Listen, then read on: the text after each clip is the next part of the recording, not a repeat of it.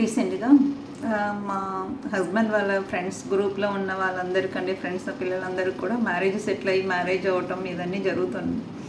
So అట్లా marriage చెయ్యపోతున్న ఒక couple మా ఇంటికి వచ్చారు. వచ్చి ర్యాండమ్గా మాట్లాడుతున్నారు, ఇట్లా అబ్బాయి ఏం చేస్తున్నాడు, ఎక్కడ ఉన్నాడు, ఇదన్నీ చేసుకుంటూ వచ్చి అమ్మాయి కోసం ఇంత ఇచ్చాము, మెజారిటీ ఆఫ్ సెట్ అంతా కూడా అమ్మాయి పేరు మీద రాసి ఇచ్చాము. సో మా పాపని చాలా బాగా చూసుకుంటాడు అని.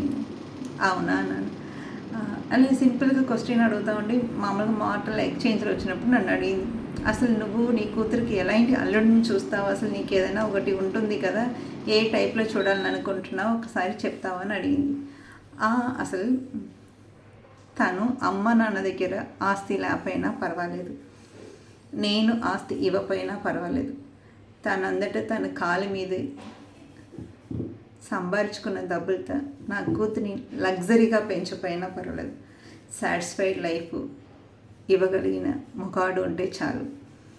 అది కావాలి, కొండ మా కోరికలు, అది చేయాలి, ఇది చేయాలి, అక్కడికి వెళ్ళాలి, ఇక్కడికి వెళ్ళాలి, అక్కడ దూకాలి, ఇక్కడ దూకాలి అని చెప్పి పేరెంట్స్ని బీడించకుండా, వైఫ్ని సాధించకుండా ఉండేవాడే మొగాడు కదా. అలాంటి వాడు నా కూతురుకు అల్లుడిగా వస్తే నాకు కొడుకులాగా, నేను కొడుకులాగా చూసుకోగలుగుతాను. సో నేను ఇంత ఇస్తాను అంత ఇస్తానని చెప్పి నా కూతురికి బార్గెన్ చేసి దానికి ఒక ప్రైస్ ట్యాగ్ వేసి దాన్ని పంపించలేను. సపోజ్ పంపించిన డబ్బులన్నీ వాళ్ళు ఇద్దరిని కలిసి తగలబెట్టవచ్చు. తగలబెట్టిన తర్వాత నా కూతురు సెక్యూరిటీ ఎక్కడ ఉంటుంది? ఉన్నదాన్ని పోగొట్టుకున్న తర్వాత ఆడపిల్ల ఏం చేస్తుంది? సో నా కూతురికి ఇది కూడా నేర్పించే పంపిస్తాను. సో తనని కూడా పని చేయమని చెప్తాను. తనని హౌస్ వైఫ్ కింద ఉండిపోయి ఏదో ఇంట్లో రొటీన్ పనులుగా ఉండాలి అని చెప్పి నేను అనుకోవట్లేదు. తను కూడా ఎంప్లాయీగా ఉండాలి, ఈక్వల్గా బాధ్యతలు కాపాడుకోవాలి. తను ఎలా చూసుకుంటారో నువ్వు కూడా వాళ్ళ ఫ్యామిలీని అంతే ఎక్కువ ఇంపార్టెన్స్గా చూసుకోవాలి.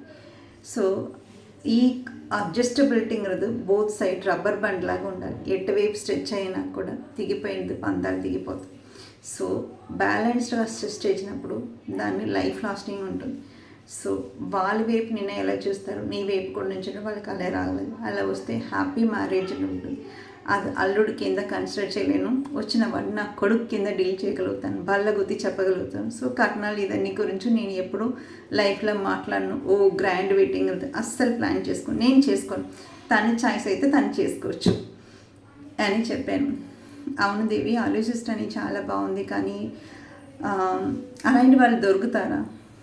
అసలు నీ మెంటల్ వేవ్ లెంత్కు నిజంగా నీకు ఎలా సూటబిలిటీ ఉండదు అలాంటి వాళ్ళు నీ సర్కిల్లో నేను వెతుక్కుని వస్తారు. ఇట్స్ కాల్డ్ డిస్నీ అంటున్నాం కదా.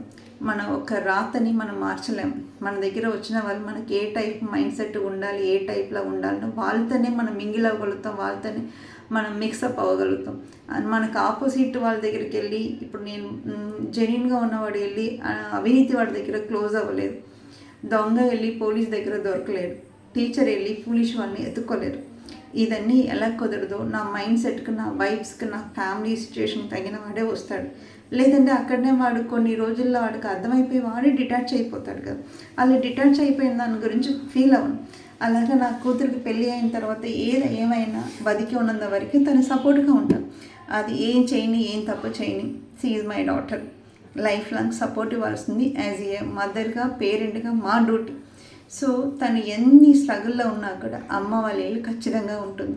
నాన్న వినటానికి రెడీగా చెవిలతో ఉంటాడు, చూసుకోవటానికి తాత ఉంటాడు, పెద్దనాన్న ఉంటాడు. ఈ భరోసా ఉన్న పిల్లలు ఎక్కడికి వెళ్ళినా ధీమాగా ఉంటారండి.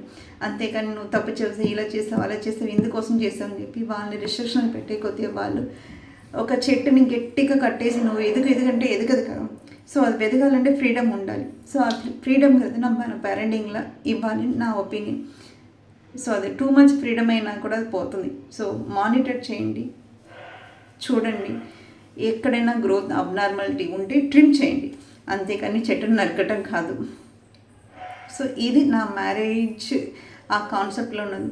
ఇందుకు మీ ఆయన ఎలా ఉంటాడని చెప్పి అడిగింది. ఇంతవరకు మా ప్రవీణ్ మా పేరెంట్స్ దగ్గర నుంచి సింగిల్ పెన్ని తీసుకురావాలి, కోరుకోవాలి, అది చేయాలి, ఇది చేయాలి నేను ఎక్స్పెక్ట్ చేయలేదు. నేను మా ఫాదర్ ఇన్లా దగ్గర నుంచి కానీ మా మదర్ ఇన్లా దగ్గర నుంచి ఎప్పుడూ ఎక్స్పెక్ట్ చేయలేదు.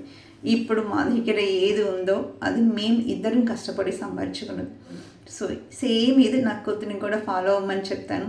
ఈ ఫండమెంటల్ మా మావయ్య మా అత్తయ్య కూడా ఫాలో అయ్యారు. వాళ్ళ పేరెంట్స్ దగ్గర నుంచి రూపీస్ కూడా తీసుకోలేదు. సో మనకి ఎంత ఉంటే అంత మన పిల్లలకి ఇవ్వటానికి మనం మెయిన్ ప్రయారిటీ ఇస్తాం. అది ఫుడ్, చదువు, నీడ్స్, ఎందుకంటే మోర్ దెన్ నథింగ్ అండి. సో ఉన్నదానిలో హ్యాపీగా ఉండటం నేర్చుకోండి. Family environment, healthy environment is more important. అంతే తప్ప ఒక బ్రోకరేజ్లో నీ రేట్ ఇంత, నువ్వు వెళ్ళిపోతే ఇంత ఇస్తాను, అంత ఇస్తాను, నువ్వు వస్తే ఎంత తీసుకురావాలి, కాల్కులేషన్ వద్దండి. మనం ఉన్నదానిలో హ్యాపీగా బతుకుతాం, మన చుట్టూతనం అన్నీ హ్యాపీగా బతకనిస్తాం.